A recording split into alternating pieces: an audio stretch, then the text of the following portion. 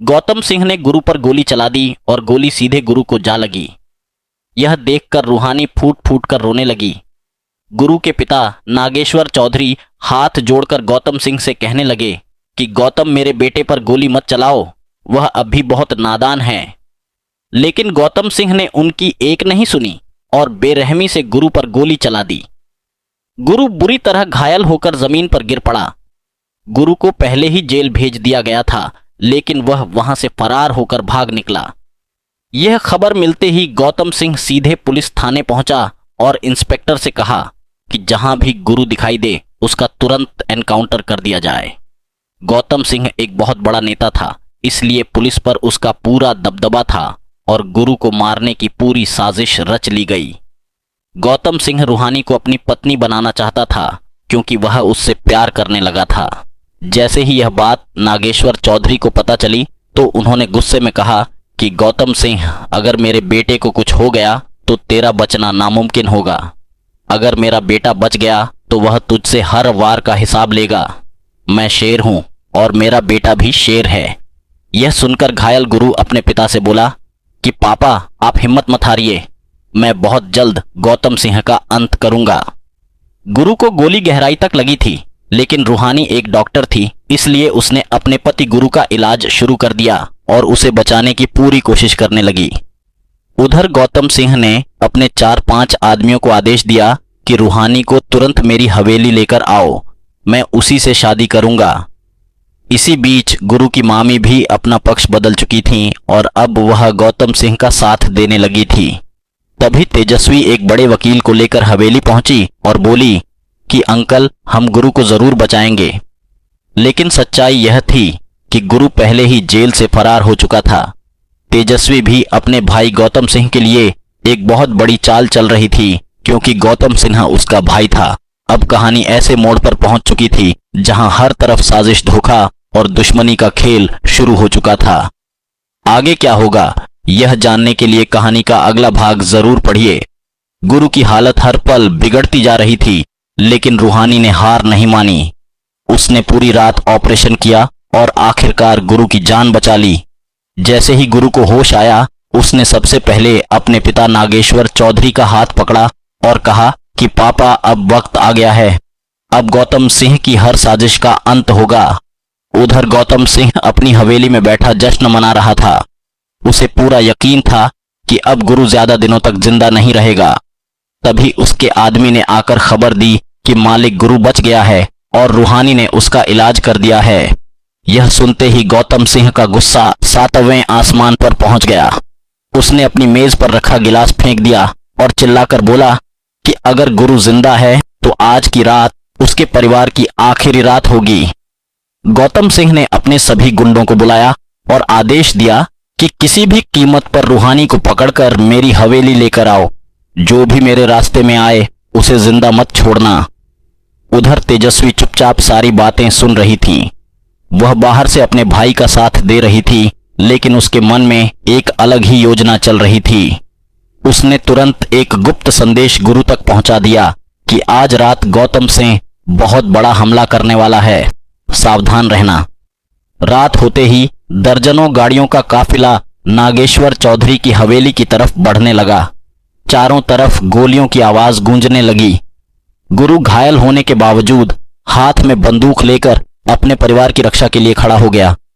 उसके साथ नागेश्वर चौधरी भी डटकर खड़े रहे। इसी बीच गौतम सिंह खुद भी वहां पहुंच गया। उसने जोर से कहा कि गुरु, आज तेरी कहानी खत्म हो जाएगी और रूहानी हमेशा के लिए मेरी होगी। गुरु मुस्कुराया और बोला कि शेर घायल जरूर हो सकता है, लेकिन झुकता कभी नहीं। आज फैसला होगा कि इस शहर पर राज किसका होगा। तभी अचानक हवेली की सारी लाइटें बंद हो गईं। अंधेरे में किसी ने गौतम सिंह के सबसे भरोसेमंद आदमी को गोली मार दी। हर तरफ अफरा तफरी मच गई। किसी को समझ नहीं आया कि हमला किसने किया है। अचानक अंधेरे से एक रहस्यमयी आवाज गूंजी कि गौतम सिंह, तेरे पापों का हिसाब शुरू हो चुका है। अब तेरे एक एक गुनाह की सजा मिलेगी। यह आवाज सुनकर पहली बार गौतम सिंह के चेहरे पर डर साफ दिखाई देने लगा और कहानी ऐसे मोड़ पर पहुंच गई जहां अगले पल कौन जिंदा रहेगा और कौन मारा जाएगा, इसका अंदाजा किसी को भी नहीं था। आगे की कहानी में होगा सबसे बड़ा मुकाबला, जिसमें कई बड़े राज खुलेंगे और दुश्मनी अपने सबसे खतरनाक रूप में दिखाई देगी। गौतम सिंह पहली बार डरा जरूर था, लेकिन अगले ही पल उसके चेहरे पर खतरनाक मुस्कान लौट आई। उसने अपने सभी आदमियों को हवेली के गुप्त कमरे में बुलाया और कहा कि अब गुरु को गोली से नहीं बल्कि ऐसी साजिश से खत्म किया जाएगा जिससे पूरी दुनिया उसी को अपराधी समझे। गौतम सिंह ने अपने सबसे भरोसेमंद गुंडे को आदेश दिया कि शहर के सबसे बड़े व्यापारी का अपहरण कर लो और उसके परिवार को धमकी दो कि पुलिस के सामने गुरु का नाम लेना।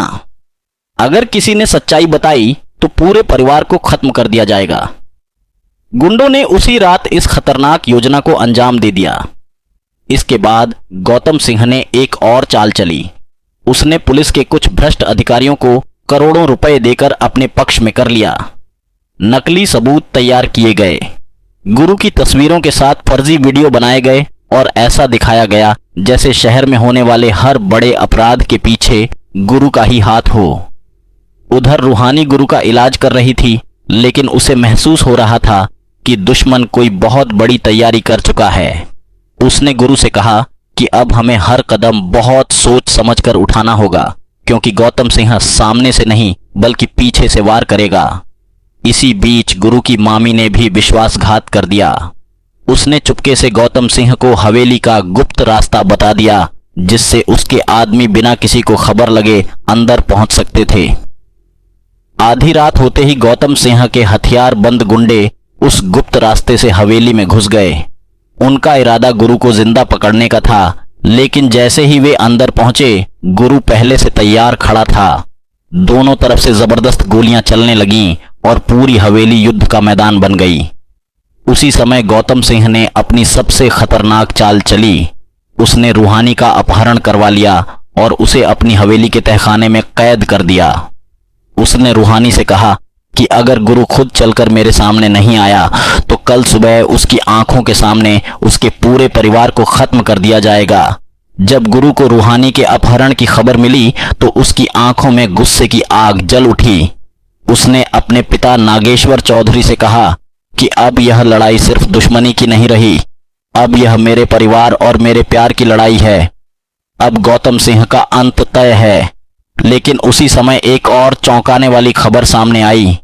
गौतम सिंह ने पूरे शहर में गुरु पर 50 करोड़ रुपए का इनाम घोषित करवा दिया। अब सिर्फ पुलिस ही नहीं बल्कि बड़े बड़े गैंगस्टर और इनामी शिकारी भी गुरु की तलाश में निकल पड़े। अब गुरु चारों तरफ से दुश्मनों से घिर चुका था। एक तरफ पुलिस थी, दूसरी तरफ गैंगस्टर थे, तीसरी तरफ गौतम सिंह की खूंखार फौज थी और चौथी तरफ समय बहुत कम बचा था, क्योंकि रूहानी की जान हर पल खतरे में थी। आगे की कहानी में होगा ऐसा महासंग्राम जिसमें कई दुश्मनों का अंत होगा और एक ऐसा राज खुलेगा जो पूरी कहानी की दिशा बदल देगा। रात के अंधेरे में गुरु अकेला गौतम सिंह की हवेली की तरफ बढ़ रहा था। उसके शरीर का जख्म अभी पूरी तरह भरा भी नहीं था, लेकिन उसकी आंखों में बदले की आग पहले से कहीं ज्यादा भड़क रही थी। उसने अपने पिता नागेश्वर चौधरी से कहा कि आज या तो गौतम सिंह बचेगा या फिर मैं वापस लौटूंगा। उधर गौतम सिंह अपनी हवेली के गुप्त तहखाने में रूहानी को कैद करके बैठा था। उसने पूरे महल में सैकड़ों हथियार बंद गुंडे तैनात कर दिए थे। हर दरवाजे पर बंदूकधारी खड़े थे, छत पर स्नाइपर बैठे थे, चारों तरफ विस्फोटक लगा दिए गए थे। गौतम सिंह ने ऐलान किया कि अगर गुरु हवेली में घुसा तो पूरी हवेली को उड़ा दिया जाएगा और कोई भी जिंदा नहीं बचेगा। इतना ही नहीं, गौतम सिंह ने शहर की बिजली कटवा दी, मोबाइल नेटवर्क बंद करवा दिया, सड़कों पर अपने आदमियों को तैनात कर दिया। उसने पुलिस को भी झूठी सूचना दे दी कि गुरु एक बड़े हमले की तैयारी कर रहा है। देखते ही देखते पूरा शहर पुलिस और हथियारबंद जवानों से भर गया। गुरु ने अंधेरे का फायदा उठाकर हवेली में प्रवेश किया। उसने एक एक करके कई गुंडों को मात दी और तहखाने तक पहुंच गया। जैसे ही उसने रूहानी की बेड़ियां तोड़ी, तभी अचानक चारों तरफ से गोलियों की आवाज गूंज उठी। गौतम सिंह सामने आ गया और जोर से हंसते हुए बोला कि गुरु, तू मेरे जाल में खुद चलकर आया है। उसी समय गौतम सिंह ने एक लाल बटन दबा दिया। हवेली के सभी दरवाजे अपने आप बंद हो गए। दीवारों से आग की लपटें निकलने लगी और पूरे तहखाने में धुआं भर गया। गुरु ने रूहानी को अपने पीछे कर लिया और पूरी ताकत से रास्ता बनाने लगा। तभी अचानक एक नकाबपोश आदमी वहां पहुंचा और उसने गौतम सिंह के सबसे खास आदमी को गिरा दिया। किसी को समझ नहीं आया कि वह कौन था। उसने गुरु से कहा कि अगर जिंदा रहना है तो मेरे पीछे आओ, क्योंकि गौतम सिंह की असली साजिश अभी शुरू हुई है। गौतम सिंह जोर से हंसते हुए बोला कि तुम सब बहुत देर कर चुके हो। मैंने पूरे शहर में अपने आदमी भेज दिए हैं। आज रात नागेश्वर चौधरी की हवेली भी आग में जल जाएगी और जो भी मेरे खिलाफ खड़ा होगा उसका नाम हमेशा के लिए मिटा दिया जाएगा। यह खबर सुनते ही गुरु की आंखों में खून उतर आया। उसने कसम खाई कि अब यह लड़ाई तब तक खत्म नहीं होगी जब तक गौतम सिंह का साम्राज्य पूरी तरह खत्म नहीं हो जाता। लेकिन तभी दूर से एक भयानक धमाका हुआ। पूरी जमीन हिल गई। आसमान में धुएं का बड़ा गुब्बार उठ गया। गुरु ने मुड़कर देखा तो उसकी अपनी हवेली आग की लपटों में घिरी हुई थी और अंदर उसका परिवार फंसा हुआ था। गुरु पूरी ताकत से हवेली की तरफ दौड़ा और कहानी ऐसे मोड़ पर खत्म हुई जहां अगले पल किसकी जान बचेगी और किसकी मौत होगी यह कोई नहीं जानता। अगर आपको इश्क जुनून सीरियल की ऐसी ही धमाकेदार कहानी पसंद आई हो तो वीडियो को लाइक करें, चैनल को सब्सक्राइब करें और बेल आइकन को जरूर दबाएं ताकि इश्क जुनून सीरियल के हर नए अपडेट और रोमांचक एपिसोड की जानकारी सबसे पहले आप सभी तक पहुंचती रहे।